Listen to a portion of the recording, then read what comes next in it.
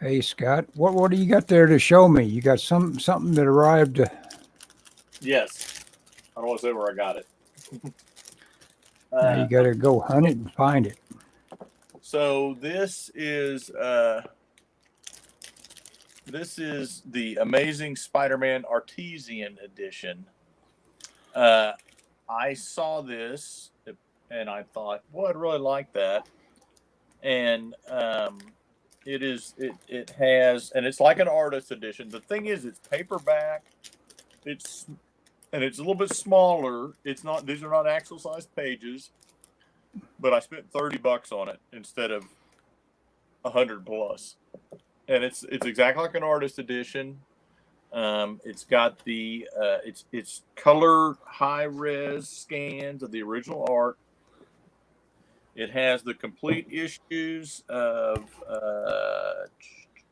it doesn't say on the back.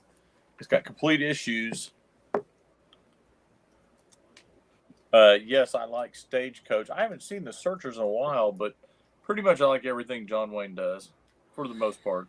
Yeah, Flybox Pro asking that. No, that's awesome, Scott. It's and I love the Searchers too. I did one of my best oil paintings. I've got digital copies of it around, but I sold it on eBay. There's a scene in the Searchers where John Wayne, I think, does his best acting of all time. He's looking back at these little girls that have been driven mad by their Apache experience, Mm-hmm. and you can tell what he's thinking is like his heart is totally opened up, but at the same time, he'd just as soon kill them in terms of like where his emotions are at. He's Yeah, he's yeah. You know, you say he's that. he's in a weird spot. You know. I did watch the Searchers recently because I watched on Turner Classic Movies because I remember they were talking about the portrayal of the Indians at they do a little preamble before the deal, and Uh they were huh. talking the portrayal of the Indians. So this has issues 67, 68, 69, 71, 75, and 84. So it kind of skips around a little bit. Show But show here, show some of that art. Is the printing? Does it look good and oh my rich God, blacks without being mushy? I'm really worried about. I ordered. You prompted me have you seeing not? this. I ordered the Fantastic Four Kirby because I've got those crummy, pulpy ones that did, and Oh, uh, the and those were just those were mushy, like they came off some sort of rubber blanket press.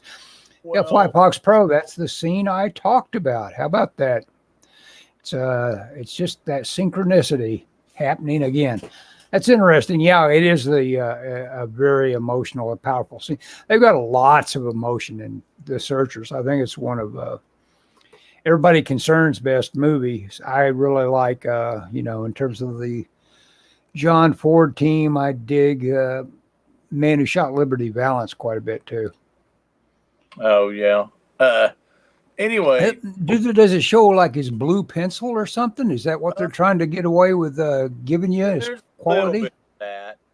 So it does. Basically, it's black and white, but uh, No, separated as color. no. It's a full color print. It's a color. It's a high resolution color scan of the original art pages. So any Okay. remains on the art, for example, you may not be able to see it, Yeah. but you can see like the construction for the crowd scene here with like a blue Uh huh. pen. You can't. So That's here, cool. all these issues. This is kind of what sold me on this because I looked at it and I was like, this is really nice stuff. Hmm. And what sold me on it, every single one of these issues is has Jim Mooney on it, and I love Jim Mooney as a finisher. Again, this book has been sitting on my this comic that I know I've shown here before.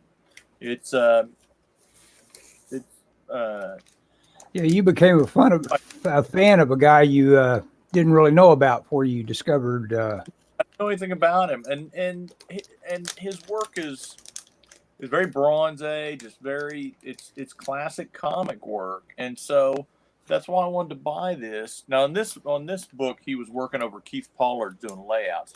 But apparently, on this, John Romita did layouts on this artist edition. So most of this, That's the hard part.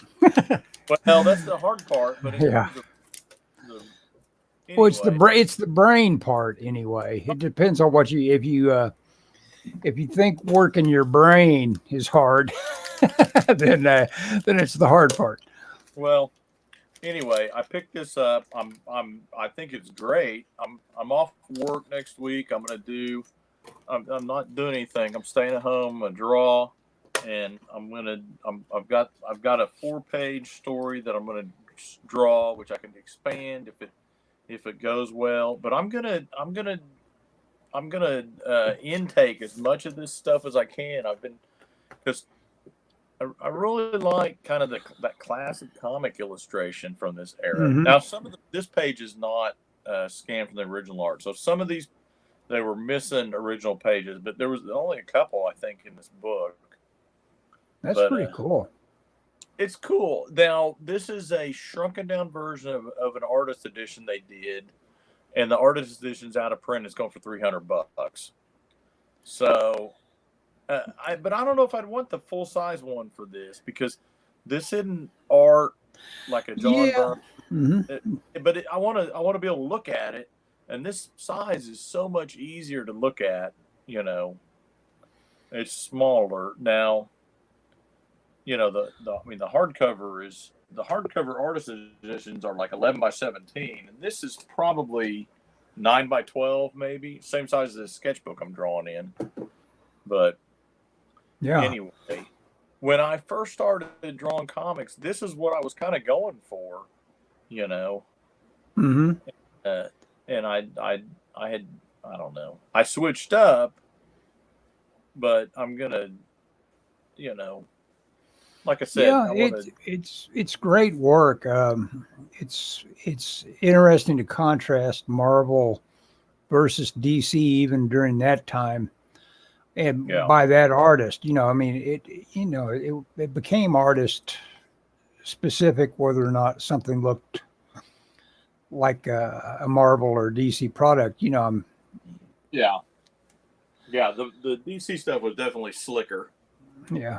Well, yeah, it had a kind of a weird kind of, you could almost say clip art kind of quality to it, in terms of like it was probably done much quicker than Marvel art would have been done, I think. I don't know. It's hard to say. Well, I don't know. Kirby worked pretty quick. Yeah, but that's Kirby, yeah. Yeah, I don't know. I wouldn't know that. I'm not a... Yeah, we can't deconstruct that, I don't guess. Yeah, you got to start it on John Ford here. I'm a big John Ford appreciator. So many good films. Yeah, I still got films I need to catch all of. I saw a fragment of Victor McLaughlin. That was one of his players that he always had in his films. Big burly guy. I think he started off with him in a movie called The Informer, where I guess Ford may be Irish, I don't know, but he went back to make a statement movie about, the struggle of the Irish over there with the English. And Victor McLaughlin is a guy that turns informer for, I'm sure, complicated reasons, or maybe just for weakness reasons. I've got to see it sometime to figure that out, if he's just a weak man that played big or something like that, to see what his fatal flaw was. Now, what time period was that set in, Ellis? Oh, gosh, what would the Informer be in? Oh, I was going to ask Flyfox Pro and not look at it. Oh, well, yeah, I came up with it in my own mind, the name Victor McLaughlin. Or maybe McLaughlin. I'm not sure. I'd have to look it up. Oh, let's see. I'll look it up. I'll say Informer Ford and see what happens. I got something from the interlibrary loan, just a piece of information that was coming. 1935. Yep, that was a long time ago. I wonder if it's his first film. I doubt it. No. A thought-provoking drama of desperate living, paranoia, and the consequences of one's actions. That's what everything's about in terms of like the consequences of your actions. We were going to have, I've seen The Informer, but it was a long while ago, says Fly Fox Pro. We were going to discuss The Sopranos, and that's what the title is of my thing. I titled it "Talking About T." You know, T. I guess T was everybody's nickname for him, wasn't it? What was Van Zant's name anyway? I can't remember his character's name. Sylvia. Sylvia. Okay. Yeah, I don't know. I don't know if he ever called him T. I probably did. I imagine everybody called him T. I know Christopher did, and I know Paulie did pretty often. Hey, T. Oh, yeah, Paulie did. You're right. Yeah. You know, anytime you can hear somebody's voice saying it. He is also in The Quiet Man. Yeah, sure. But McLaughlin is in there because he's the big fight scene. Up and down, over hill and dale. So. Go ahead. Well, I was just going to say, so the reason why we were talking about The Sopranos is because I finished it the other night. Finished the series, not the season. I had watched it on Amazon Prime, and then midway through it got jerked off of Prime. Yeah. And I recently got HBO Max, and it was on HBO. So, well, I'd stopped watching it because I decided I just did not like any of those people on that show. And, which is reasonable, I think. Yeah, to sure. Not like any. And so, I stopped watching. It was on Prime, and then at one point I think you and I were talking. And you're like, "No, you got to finish it." Yeah. And so I went to finish it, and then it got yanked off of Prime. About I was just started the last season, I think. You know, and so anyway, so I finally finished it on HBO Max. And I thought it was decent. I felt, I don't know if you saw Barry's. The quote I said to Barry was I had read a review and it called it the Great American Novel. And I could see that, except for the fact there's no arc to it really. Tony never changes. You think he's going to, but he really doesn't. Yeah, in terms of like a recurring theme that applies to almost all of them is it's we don't do that. In terms of like they're all basically, Tony starts off by giving us information about himself doing something he shouldn't be doing. He's talking to a psychiatrist. Christopher his biggest conflict ends up being, wanting to have it all. He wants to be as big a deal as he can as a regular muck-de-muck in Hollywood, and he wants to also still be a gangster, but we don't do that is the big, and I think all these guys in their life are always running into this rule that we don't do that, and in family, in family you don't undermine each other. As family, and Tony would be so much better off if family paid attention to that rule, because he has that awful sister. He has his awful sister. He has Uncle Junior, his wife. Didn't they almost separate at one point? I think they kind of went their ways. Yeah, but I think, and I for the life of me, I couldn't. And I was trying to think about why they got back together, and I couldn't think of it. You just missed him, but he doesn't change. He you see that his life is falling apart, his wife is leaving, but he doesn't repent of any of his, continues to treat her horrible, and you get the impression it's like, well, he buys her nice things. Yeah, so he figures like he's done. He's done something for her. What's she complaining about? Yeah, He's got a lot of work. Yeah, he's got his stress. his penance, of course. Yeah. Yeah. What was Yeah. the cook? These little side characters were always interesting, but sometimes you tire of them because of their flaws. The cook never really went anywhere. Yeah, they I mean, had him unless I do something where I forgot what his mistake was. Well, his mistake was probably asking for too much support from them. That's never a good idea because then you owe them. Yeah, that's if there's any theme to it, the theme is run away from these people. Yeah, oh yeah. Don't get close to them. Even there was a guy that was running like some kind of egg thing, and it was like, Tony was like, I don't want to sell. Tony on the building is like, I don't want to sell the building. He's done it forever. He's good in the neighborhood. Da, da, da. Well, then the real estate person offers him a lot of money, and it's like, oh, okay, well, you're out of here. Yeah. Sorry, man, business. So there's no loyalty. It's all business. There are some of them that were really, when you think about them in your mind as skits that fail and have outtakes and probably were difficult to do, all of them could fall apart so easily, in terms of like settling for flimsily done things. Like I'm thinking of when they torture those, what were they, tough Jewish guys that they come in and just lay into and do all sorts of torture. And I think he has to finally give him a kind of a semi-castration threat before he gets him to cave.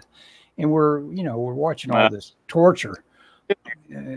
I forget what that was about, but yeah, there was definitely that where and I forget what the deal was with those guys. It'd be a tough skit to pull off, I mean, just keeping that intensity up and all that. Yeah. But like I said, one of my replies was that comedy is essential to this. They are fishing for laughs often.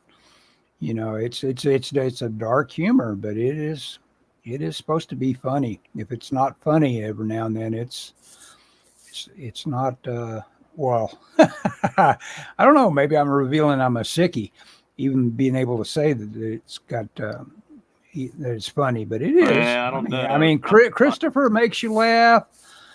Paulie makes you laugh, but it's a sick laugh. Well, it's there was no winners in that. Well, depending on how you took the end. Yeah. Barry wrote us that email. Barry wrote that email about the if you add just a soundtrack to a machine gun cutting loose when it goes to that black frame, and where it sounds like everybody in the restaurant died at that moment. That makes them interesting. Yeah, like the end of Bonnie and Clyde. Is that how it ends, on a black screen? Yeah. But Bonnie and Clyde show you graphically how they're being shot to pieces. That's right. Kind of interesting. I was thinking there was some gangster movie that ended up where they kind of faded to black, but showed. But yeah, you're right. Bonnie and Clyde did. Yeah, that's too important a shootout in history. They used to tour the car all over the country, showing all those bullet holes and stuff. Oh yeah. I think they had to go out, demand, and again, this is a Tony Soprano kind of moment, realizing that there was money being wasted here by not having a couple separate tours. I think they shot up a fake car and sent that out as well to get some more money. Why not? Sure. I mean, it would probably occur to me too. Go ahead. I think in Vegas I saw Bonnie and Clyde's car. I think there was a car museum in Vegas that had somebody's car that had been shot. Maybe it was Dillinger's car. Somebody's car that had been shot up. Was Dillinger's car shot up? Dillinger was shot up in an alley coming out of a movie. Oh, okay. So his car was not shot up. I always liked that line in Reservoir Dogs. Lawrence Tierney, the old guy, he comes in. Yeah. Says, "Is he dead?" Says, "Dead as Dillinger." And what's funny is I think he was one of the very first guys that actually played Dillinger years and years ago. Oh, yeah.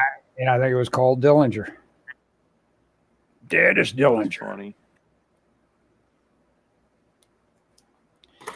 Yeah, I haven't seen Reservoir Dogs. It's weird for me. Tarantino, I always liked my first trip with Tarantino on his movies. And then I think, like, for instance, I think I'd like to watch Once Upon a Time in Hollywood again. And I just can't talk myself into it. It's like I'll think of something. I'll think of something that I'll find tiresome. I'll think of all this stuff I'd really like to watch again, but then I'd think of something I'd find tiresome, and of course I could fast forward it. But but that I get it. You say that. I think I do that a little bit. Yeah. Kind of go. I should watch this and kind of talk myself out of it. What was that other thing I was thinking about watching? Oh, I finished off the Umbrella Academy, which apparently comes back for a season 3. Which it was an all right trip. It was pretty good as far as Netflix programming. Oh yeah. Have you tried the comic book or anything like that, Scott? I have the first 2 trades. Oh, okay. So you're totally familiar with it. Okay. Yeah, I mean, it was kind of one of those deals where at one point when that was coming out, we go to San Diego, it was winning all these awards. And so when I saw it cheap, I was like, I should pick this up. But I can't really say like I thought it was that great. Yeah. It probably seemed like a different take on superheroes, and people go gaga if you give them something a little different. Yeah. Which it wasn't really all that different. It was the X-Men, basically. Yeah. But it had enough of kind of fun dysfunction to it that I guess that made it probably seem of higher quality. Well, I think at the time, I don't know when it came out. It must have been in the early 2000s. It was a little more, and it was written by that guy from My Chemical Romance, and so that kind of a little bit of star thing. Had that sort of extra cachet to it, Yeah, and at a time when comics didn't really have that, Now I don't think that would be much of an attraction, honestly. I mean, I don't know. Apart from no. There's people that say stay away from comics. Think of the guys that have tried to blunder into it from other areas of pop culture, like Danzig, and let's see, his own publishing company, didn't he? Yeah, and he involved Frazetta in it. Frazetta was probably happy to see him coming. I'm sure he paid him well. Yeah, he did Death Dealer comic. I think the problem is nowadays it's kind of seen as something. I think that people see the movie. I mean, I could be wrong, but my impression is people see the movies and they get like this idea of, oh boy, I'm going to be working on these characters or whatever. Mm-hmm. And I don't think the job is glamorous as people think. Oh no. Mm-mm. This is what I did today. I'll reach around behind me. I brought them out here. I might as well show them. I've been doing these black and white paintings, and I've been looking at them every other day where I've got them displayed above my kitchen and just sitting on a sill. So that's what one typically looks like, black and white. And this is the last one that I haven't colorized. And this colorization, I'm adding wash oil over the top of what had been black and white.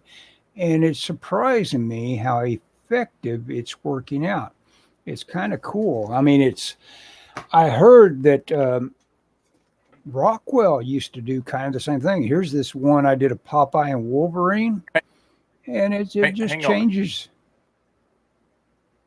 So I asked if you were doing this in the computer, and you said yes. I'm doing it with oils, but you do not. This is not digital. No, this is not digital. No, these would be black and white oil paintings that I said, well, heck, I've got a digital file of them. Let's go for it. If I run them, I run them. And I don't think they're being run by adding a little overlay. Now this is an interesting one, because this one is like, it was probably the purest of black and white efforts. And then I put that red wash over it. And now all of a sudden it's Adam Strange, or whatever his name is. I think it's Adam Strange. And yeah, it's Adam Strange. I added a little blue plasma around the edges, and it took me like 10 minutes, and I've got a totally different painting. So those are, I may try to sell them eventually, or I could have an art show. I can just imagine me having an art show. Have everybody come by for crackers and wine, cheese and wine. I'm trying to figure out what your artist statement would be like. Yeah, exactly. I'm speaking of artists that were doing something very arty back in the day. I'm listening to Tropic of Cancer right now. Oh, yeah. And it's an interesting trip and the reason I'm listening to it is because George Orwell, in his book of essays, he's kind of a critic of everything that's being written, and that's a lot of the essays are about other writers and what has been written and what has passed for English literature. And so he's a pretty severe critic. He always has real good reasoning and everything. But for something that was banned up until 1960, was written, in the mid 40s or something like that, and reflects the pre-war era, in terms of like what the time it's depicting. Here's something that could be properly considered pornographic in its day. He kind of loves Tropic of Cancer, and because he gives lots of reasons for why this strange thing to really think so much of. It was probably the most different. I don't think there'd be a Charles Bukowski without Tropic of Cancer, really. There's a kind of a reportage being done that, Really? Yeah, he was showing a whole next generation probably how to do it, how to write. It was like drop the pretense, write about, just what a nasty person you are. if that fleshes something out.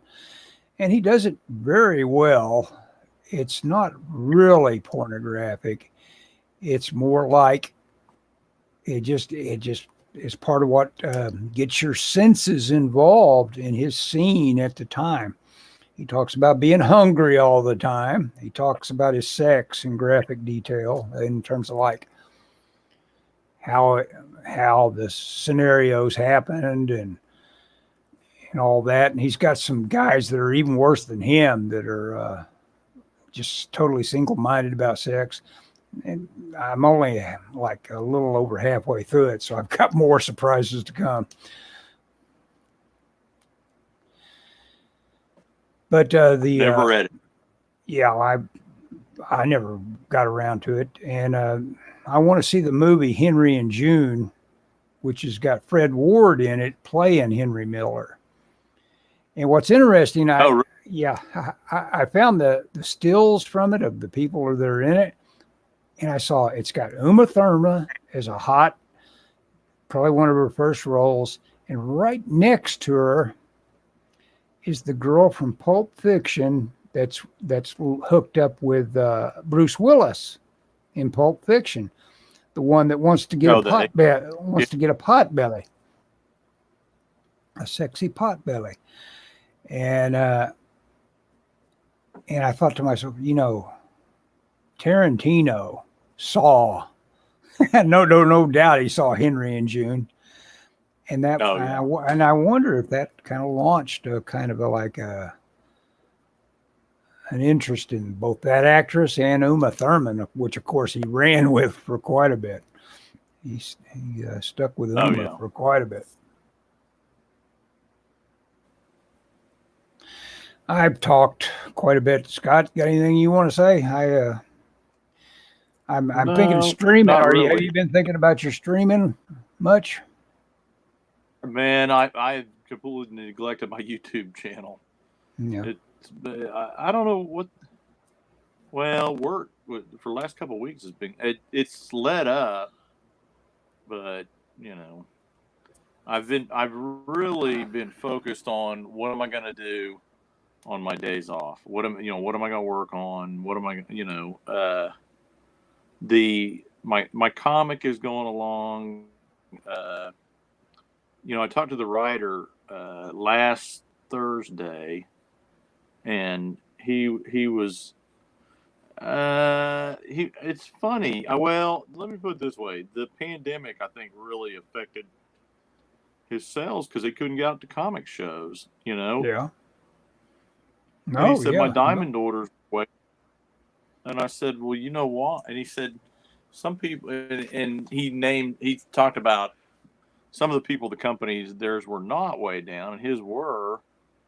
And I said, well, you know why? And I named somebody that I know works at Source Point Press, and I said, you know why their diamond orders are way up? And I know they had good diamond orders. I said, they called all the stores. And he goes, well, I'm not good at that. I said, dude, when our book comes out, I'll call all the stores if that's what it takes to get a good book, to get a good launch. Yeah. I said, you give me the number. and he's kind of got my writer has kind of a reputation within the company for being a good salesperson at conventions. Mm-hmm. And I told him, go to some conventions. I said, I guarantee you, I'll sell more books than you. Which he was. I said, I'm not trying to be a jerk. I said, but I'll sell books. You give me a book. You put books in my hands, and put me somewhere there are people, and I'll tell and me typical shoot my mouth off kind of fashion. But I mean, I've never had a problem talking to people, and I certainly wouldn't have a problem cold calling comic shops talking about my comic, Mm-hmm. asking them, what I can do to help them, get them to carry and what kind of deals I can make. And, that kind of thing doesn't bother me. You're ready. You're ready to tour. Yeah. Well, that's what I told him. I said, you got to realize, I've been kind of idling on this thing for, I've been trying to break into comics for a long time. And, so if you, I've got momentum built up. Turn me loose, and I'll make some stuff happen. You got to put me in the right situation, but I will definitely not say, I'm not comfortable doing that. I don't care. I don't care. I mean, Yeah. My whole job, Ellis, is at work is I have to. Like this week, man, there was a problem with this deal. And so I get this string of emails. We're having problems with this, and I gotta go and talk to people. And I'm in a meeting, and they're like, "This is your fault." I'm like, Oh boy. "Yeah."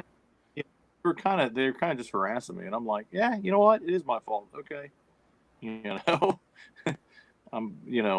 I think that kind of threw them because they were like, "No, we're just kidding. It's not really your fault." And I go, "No, it's my fault. This is my fault." But luckily, it turned out okay, I think. But it was one of those deals where I got pressured into doing something I didn't think we should do, and then it kind of blew up. It's like, well, I didn't want to do it, but anyway, so my Now it's contention done. is I'm not worried about if I call the stores and make the owners mad. I mean, I don't. First off, I don't think I'll do that. But I mean, I think that I could. I think I'm in a position to do these calls, do cold calls, call comic shops, whatever it takes to move comics to get them to order my comic. You know, Well, we'll I'm see. so impressed by all these guys that hammer it when they do an Indiegogo or whatever, and they just keep coming at you. They don't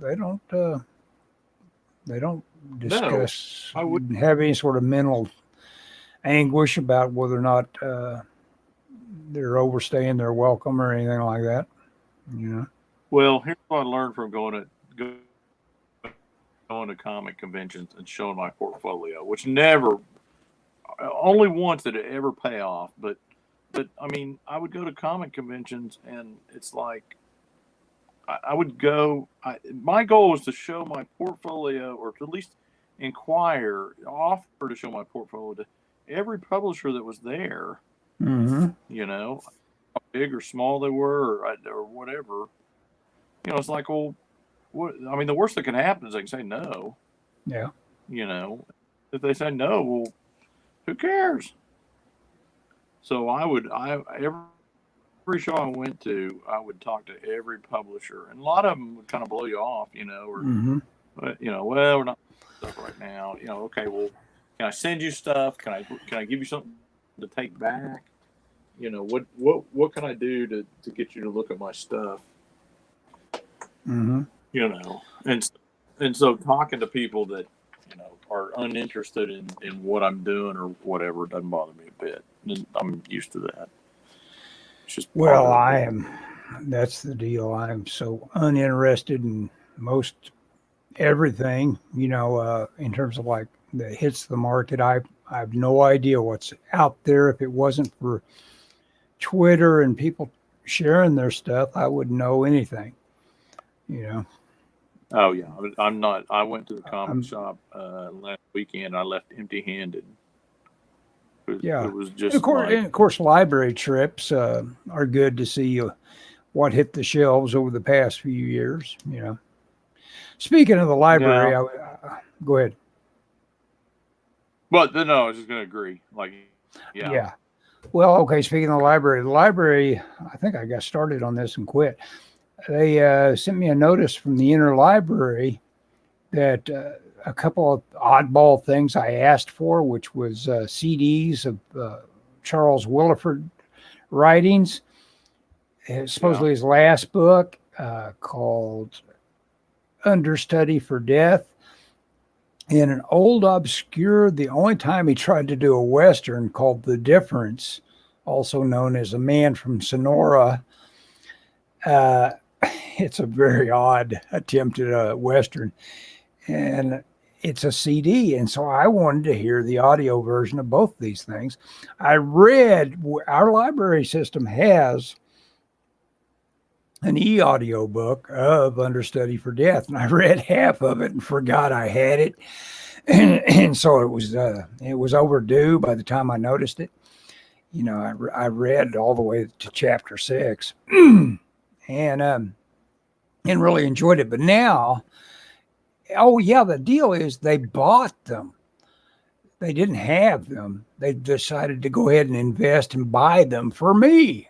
That's kind of cool. Uh, oh yeah, I got Taking a Pelham 123 though. Oh, really? They said, well, no, we don't have that, but They we didn't have. will soon.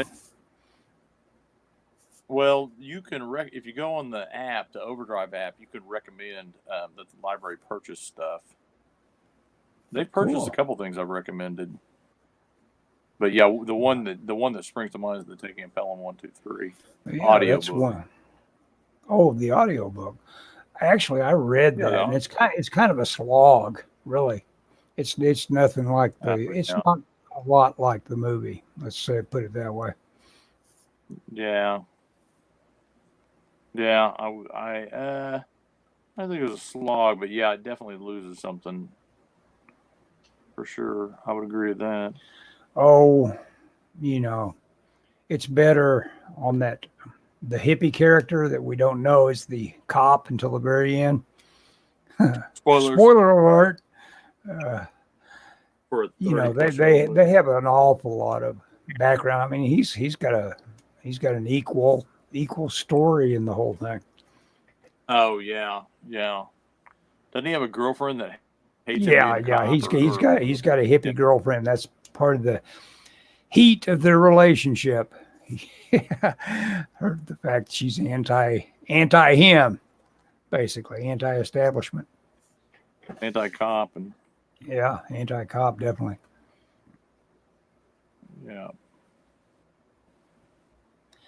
But in the movie, he's just a guy that rolls out and says, "It's okay, I'm a cop," and rolls out and breaks his ankle and or does whatever himself. Yeah, and then straight away gets shot. and then well, and it works in the movie because you don't need to know all that backstory. Yeah, we just slowed it down. You don't, and that's a good point to make for a screenwriter. Thinking about all the cuts you do when you adapt something, and that was pretty brilliant. And I love the and Mathau, of course, his character is actually more of a harried black man, if I remember the book right. He was I don't remember that, but that could be. I think he was. He was a guy kind of breaking the barrier there for that job description. One that I use a line from that all the time. Even a great man has to pee once in a while. Yeah. Yeah. I love that movie. Oh, so good. And then, of course, it got the remake. I've never seen the remake. The remake was just, has. I don't know. You got to know that filmmakers are movie lovers. So the idea of getting the assignment of remaking a movie you no doubt already know and love, it's like, you gotta really attack it as something like, let's make this special. Some big jerk, Gene Hole, writes us, "Evening, gents." Howdy, Gene. Hey, Gene. Gene wrote me something recently that was on Twitter. I forget what it was.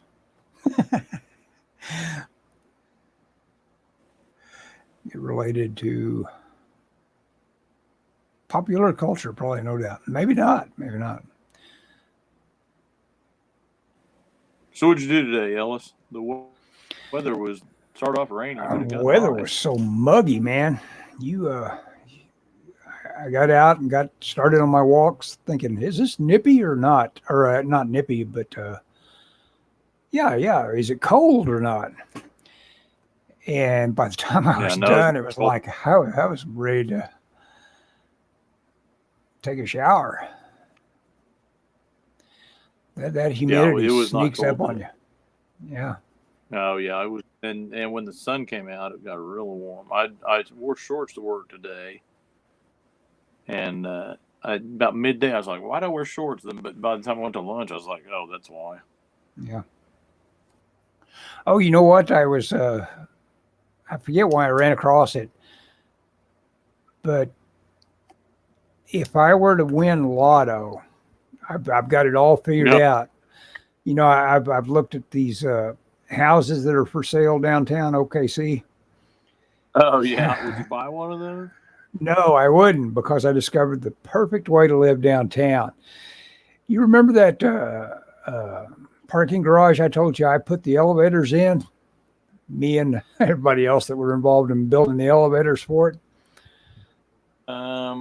We were examining the Union. It's right next to the Union bus station. That parking garage. Oh, that parking garage. And right next door to that, its nearest neighbor is the Montgomery building. And those little lofts, those little one bedroom lofts are just awesome. And of course, where you're at downtown, you're a block away from the library, and you're hop. Of course, you know where the library's at, and of course, you'd be a hop, skip, and a jump from everything else. Yep. So yeah, that's my think fantasy right now, is winning the lotto. those houses are. Yeah, buying a 100-year-old house, it'd be stupid. You know, I wouldn't want the headache. Just be a. Oh, that's when you asked me what I was doing today. I was finishing off being on the roof.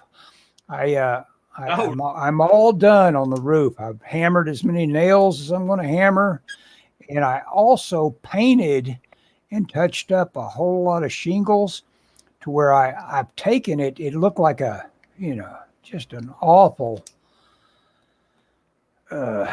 mess up there, and I've kind of got it much less of an eyesore.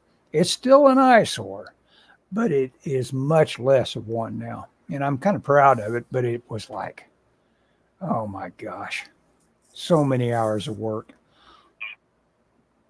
Well, that's good. Yeah, that's good. Lots of work. Did I tell you that we'll probably be paying off our house in the next month or so? Wow! Like within at least by the yeah, it's like nice. That is nice. That's an extra. How much a month? Oh, I don't know. My wife pays the bill. Okay. We paid extra. We're paying a big chunk, and but we got some money that we're spending. But of course, very happy about it. Yeah. I mean, no, that's an epic. We've lived in this house for 20 years, so I mean, we're not super far ahead of schedule, but your note, so we're definitely early, and it'll be nice not to have, even though, then everybody tells you, well, you got to pay, $800 a month in insurance and escrow. Yeah, like, wait a minute, no, you can't give up all the other things that come with. Probably the largest part of your payment, really. Probably still the largest part of your payment is your that percentage that you're paying toward your taxes. Yeah. Oh yeah, that's pretty ridiculous. But it is what it is. Mm-hmm. At least we won't have to come up with the payment every month. I was going to look on the Google Maps on my iPad, because do you remember that we looked at those apartments across from the library, or actually catty corner to the library? I think it's called the Kerr building or something like that, maybe. Kerr? Robert S. Kerr? Like K, okay. Kerr. The problem is all that stuff down there's gotten very expensive. Kerr building. Well, yeah, that Montgomery building was going to be like $2,300 a month.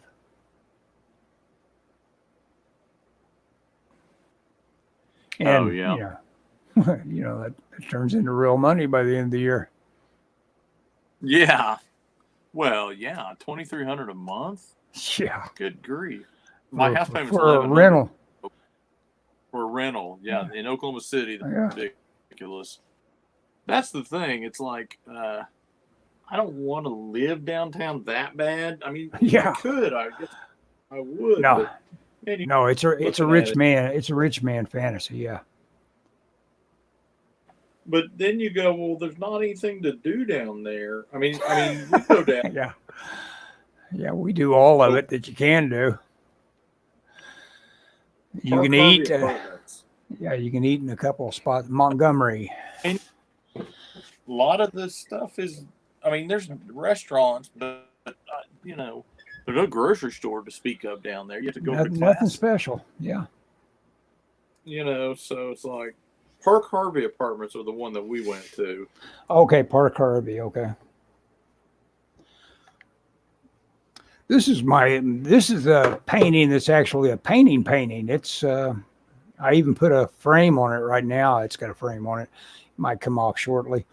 I've got so many old frames laying around. I need to find every one I've got that's this size and put them on those paintings I was just showing off earlier. Well, But that came out dude, that's kind a of cool.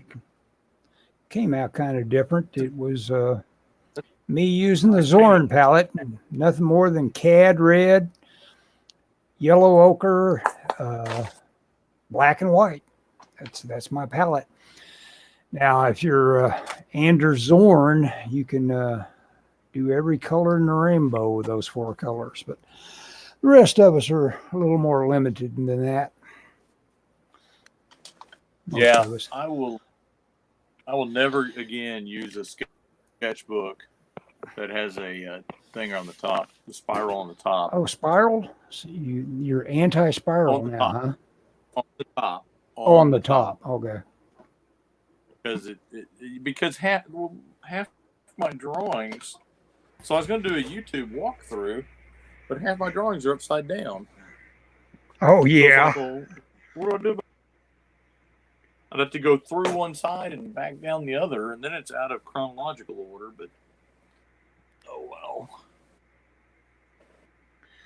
Well, that's where having your YouTube content be something that you edit is kind of cool.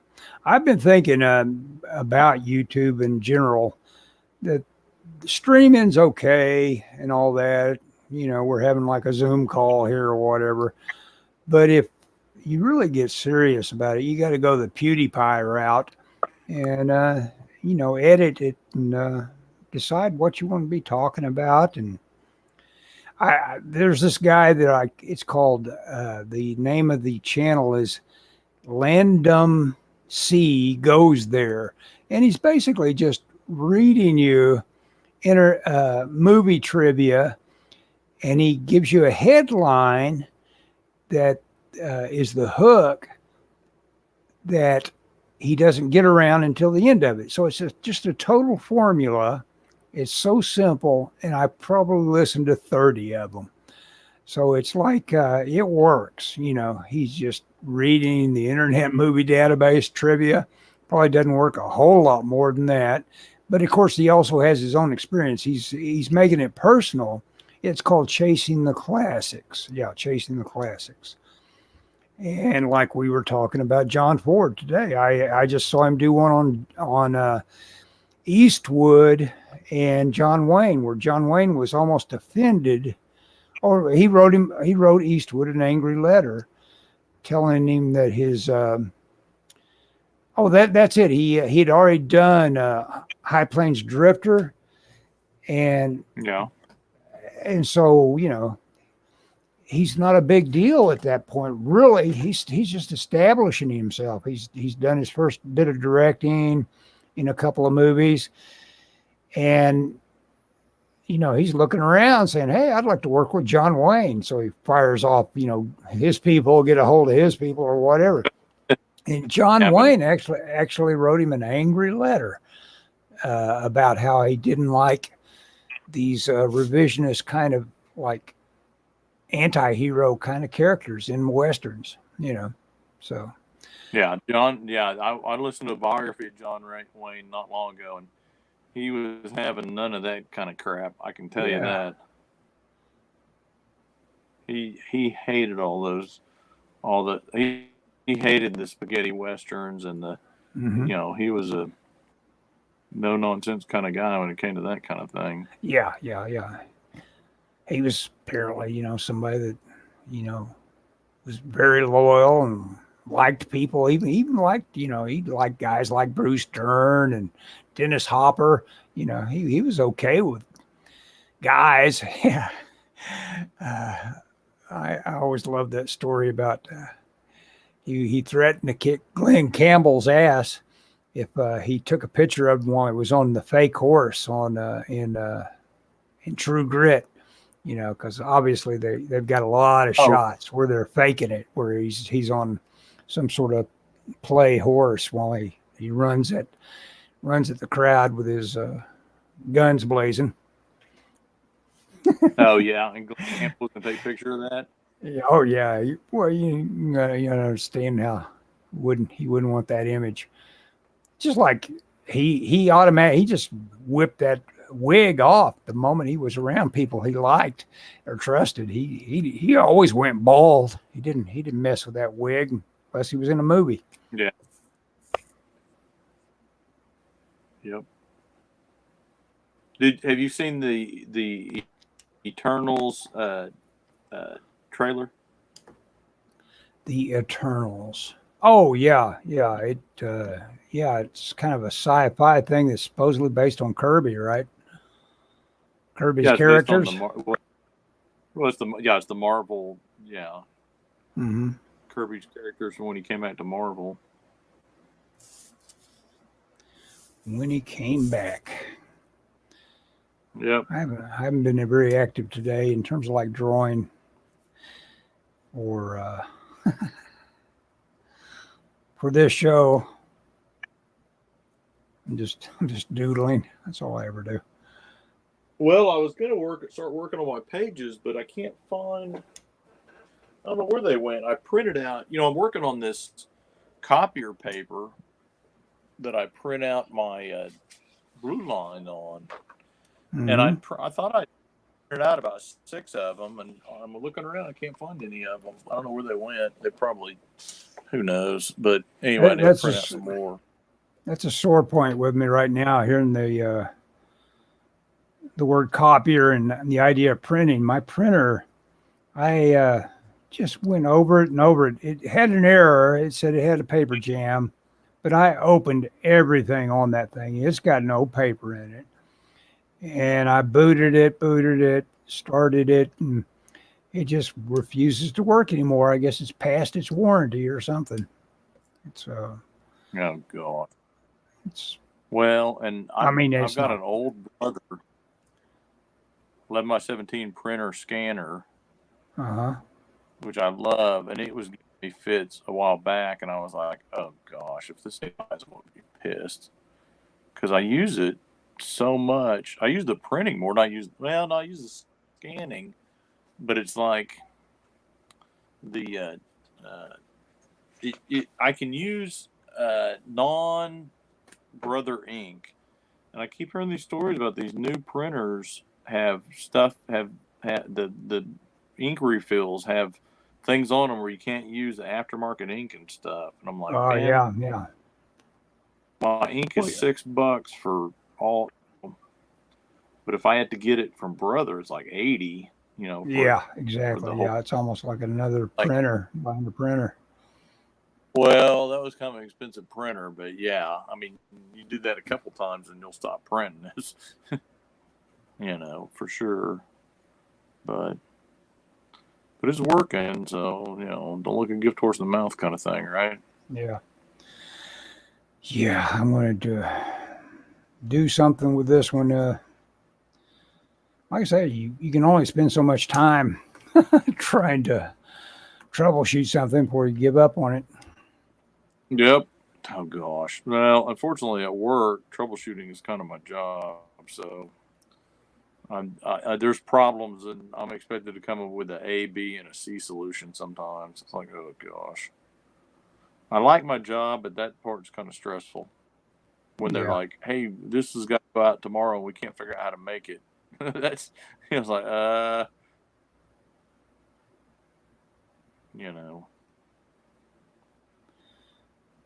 Well, I don't know, because I don't know. I was never the big deal troubleshooter.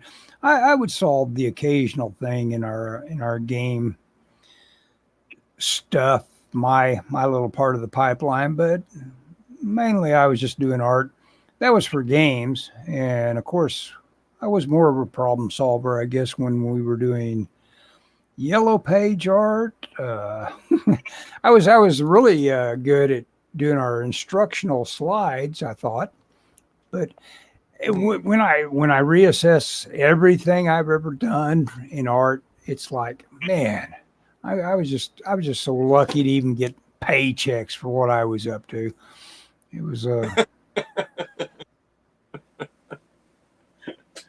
Oh, I don't know. I think you're being a little harsh on yourself there, Ellis. I know in video games that it is so funny what they will throw away in terms of like money they've burned on salary. If a project, Well, if they know it's something that is hopeless, that is not going to make them money, that they're going to lose money if they try to put it out the way it is. I have seen so many things just say, well, we tried. The end. Start on something else. well, but isn't it better to throw up your hands and go, this is hopeless, than Yeah, it can't. Yeah. And of course, a lot of that stuff is like, the only dynamic is finding somebody that's willing to pay all those salaries, that burn rate of all those people involved. Yeah, especially nowadays. I'm talking, I stretch from an era, the Sega Genesis, where, it's more like what the apps are for phones and such. Well, Scott, we've been at it. About an hour. Anything you want to add? Okay, I need to go. Okay, you have to go. No, thanks for joining us. If you haven't subscribed to my YouTube, please do. Even though he confessed, if you were do what? Yeah, even though you confessed to ignoring it lately. Well, yeah, I'll do some more. So this is at work. This is our busy season. It ends traditionally. It ends Memorial Day, and so I've taken next week off work. I'm actually going to miss 9 days of work. Wow. So, yeah, that's kind of a nice. I haven't been off that long in over a year, and I'm going to do some drawing, and I'm going to do some YouTubing, and I'm going to go. I was telling you, Ellis, I've got 5 or 6 artists that I really want to study their work. Obviously, John Byrne. I'm going to look at some of his stuff. I'm going to look at that book I had earlier with the Ramita Mooney stuff. I've kind of got a style that I want to go for, kind of. I don't know if I have a sample of it here. But I want to add some. I want to definitely add some like manga style, like Masamune Shirow, Ghost in the Shell kind of stuff. Yeah. I don't know if you saw this, Ellis. Here's a banshee that I drew in this other sketchbook, and I like this. This is kind of, I call this my blunt pencil style because it tends to be like bigger strokes, a little bit of hatching and stuff, and I like that. And I'm gonna refine that a little bit and maybe do some of that in those 4 pages. I don't know what I'm going to do with the 4 pages when I'm done. I could expand it into a story. I'll probably, post it everywhere I can to see if anybody just has a cow about it. I'm not optimistic about that. So my main goal is just to have a relaxing week off, and I'm probably going to go out and run around. And in fact, I may reach out to you, Ellis, if you want to meet me. I want to go. I figured like every afternoon I'd probably go somewhere and draw, maybe like to the 45th Infantry Museum and go down to go places like that. So anyway, that's what I'm going to do. I'm going to be off social media completely, except for I'm going to do the show again tomorrow or next week. So we'll do the show next. Okay. Well, I'll social media.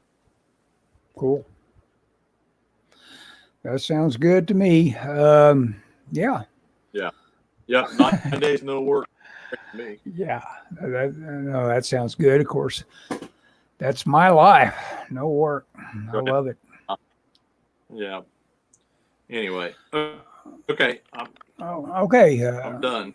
Okay. End broadcast.